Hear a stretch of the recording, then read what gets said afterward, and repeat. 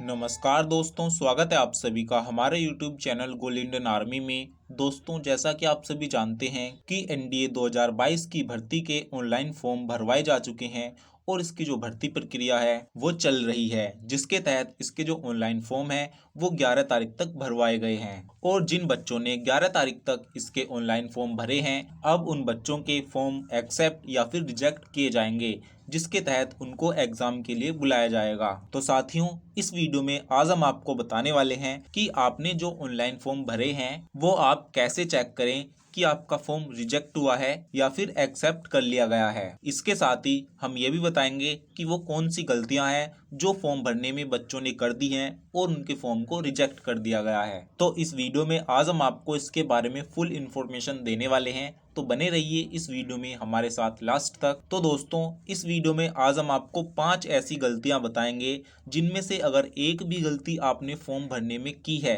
तो आपका form reject हो जाएगा, यानी कि आपका एडमिट कार्ड नहीं निकलेगा, आप एनडीए का एग्जाम नहीं दे पाएंगे। तो कौन सी है वो 5 गलतियां? इनमें से सबसे पहली गलती मैं आपको बता देता हूं कि जिन बच्चों ने अपने फोटो के नीचे डेट ऑफ फोटो यानी कि फोटो किस दिन खींची हुई है उसकी डेट नहीं लिखी हुई और बिना डेट का ही फोटो उसमें लगा दिया है, तो उन बच्चों का जो फॉर्म है वो रिजेक्ट हो जाएगा। ऐसे सभी बच्चों का फॉर्म यूपीएससी रिजेक्ट कर देगी। तो अब आप चेक कर सकते हैं जो फॉर्म आपने भरा है उसमें कंप्यूटर वाले ने फोटो के नीचे डेट लिखी है या फिर नहीं लिखी। फोटो के नीचे जो डेट होती है वो जरूर होनी चाहिए। और इन सभी गलतियों के बारे में हमने एक वीडियो पहले ही आपको बना दी थी, आपको बता दिया था कि ये गलती आप फॉर्म भरने में बिल्कुल भी मत करना। तो साथियों, अब देखते हैं अपनी दूसरी गलती के बारे में। दूसरी गलती है कि आपकी जो डेट ऑफ बर्थ है, जिस बंदे ने date of birth Aadhaar card वाली लगाई होगी उसका फॉर्म एक्सेप्ट हो जाएगा, और जिसने डेट ऑफ बर्थ अपनी तरफ से ही लिख दी, आधार कार्ड में जो है वो नहीं लिखी, तो उसका फॉर्म जो है वो रिजेक्ट हो जाएगा।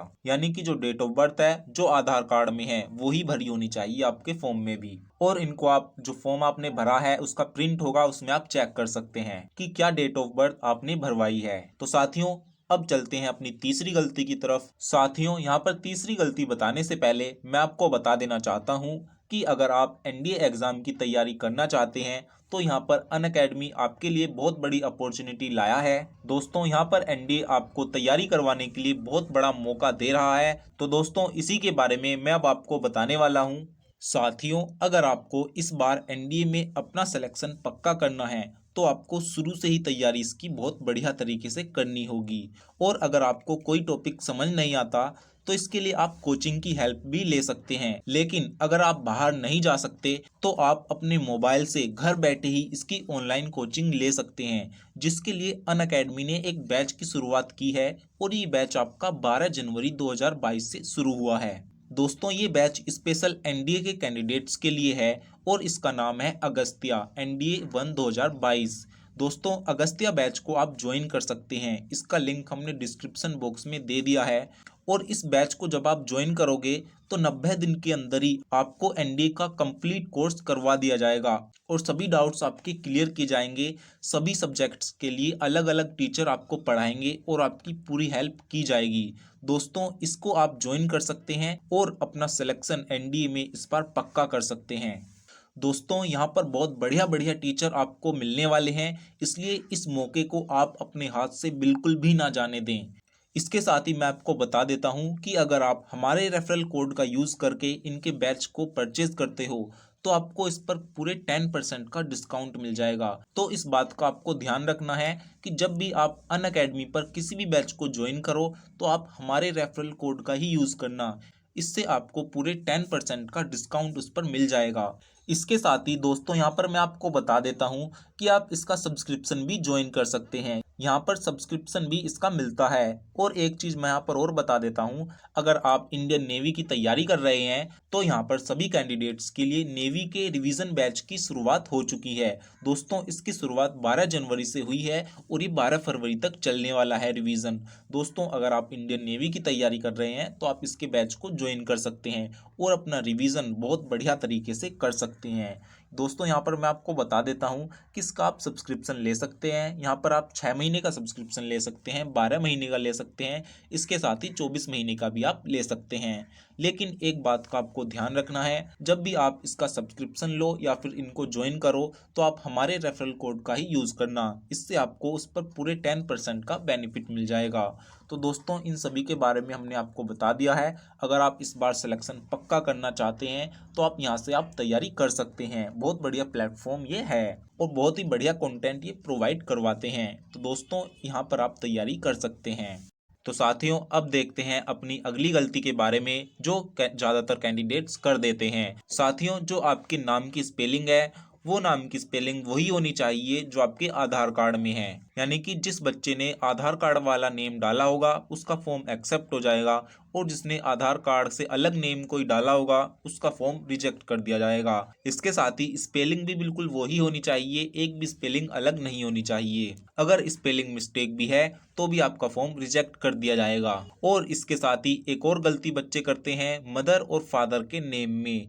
मदर और फादर के नेम में ज्यादातर स्टूडेंट्स गलती कर देते हैं। साथियों जब भी आप फॉर्म भरवाओ तो अपने मम्मी और पापा का वो ही नेम डलवाओ जो आपके डॉक्यूमेंट्स में है। यानी कि आपकी 10वीं की मार्कशीट में क्या है, 12वीं की मार्कशीट में क्या है, आधार कार्ड में क्या है, जो भी नेम हो वही नेम आप अपने फॉर्म में भी भरवाएं। ज्यादातर क्या होता है कोई अपने माता पिता के नाम के आगे सिंह लगा देता है, कहते हैं कहीं सरनेम लगा देते हैं, कहीं सरनेम लगाते नहीं है। तो ऐसी गलतियां बिल्कुल भी नहीं करनी है और जिसने भी की हैं उसका फॉर्म रिजेक्ट हो जाएगा। तो आप अपने फॉर्म में देख सकते हैं कि ये गलतियां आपने कर रखी हैं या फिर नहीं कर रखी। इसके साथ ही लास्ट गलती क्या होती है कि जो आप फोटो लगाते हैं वो फोटो क्लियर है या नहीं। अगर फोटो क्लियर होता है तो आपका फॉर्म एक्सेप्ट कर लिया जाता है और अगर आपका फोटो क्लियर नहीं होता है तो वहां पर भी वो आपका जो फॉर्म है उसको रिजेक्ट कर देते हैं। इसलिए जब भी आप कोई अपना फॉर्म भरवाओ उसमें जो फोटो हो वो बिल्कुल क्लियर हो, उसमें क्लियर आपका चेहरा, आपका फेस बिल्कुल साफ दिखना चाहिए, तभी आपका फॉर्म जो है वो एक्सेप्ट किया जाएगा।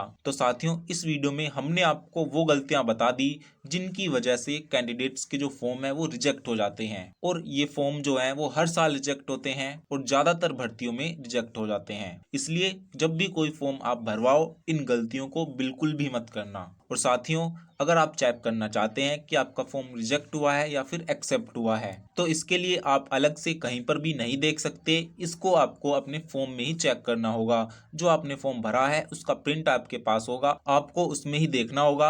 अगर आपने ये गलतियां कर रखी हैं तो आपका फॉर्म रिजेक्ट हो जाएगा और अगर आपने ये गलतियां नहीं कर रखी हैं तो आपका फॉर्म एक्सेप्ट कर लिया जाएगा। तो इन सभी के बारे में हमने इस वीडियो में आपको खुलकर बता दिया है। और अगर अब भी आपका कोई डाउट है तो आप हमें कमेंट में लिख सकते हैं, हम पूरी कोशिश करेंगे उसका रिप्लाई देने की। तो चलिए दोस्तों फिर मिलते हैं एक ऐसी ही नॉलेजेबल वीडियो में, तब तक के लिए नमस्कार, वंदे मातरम।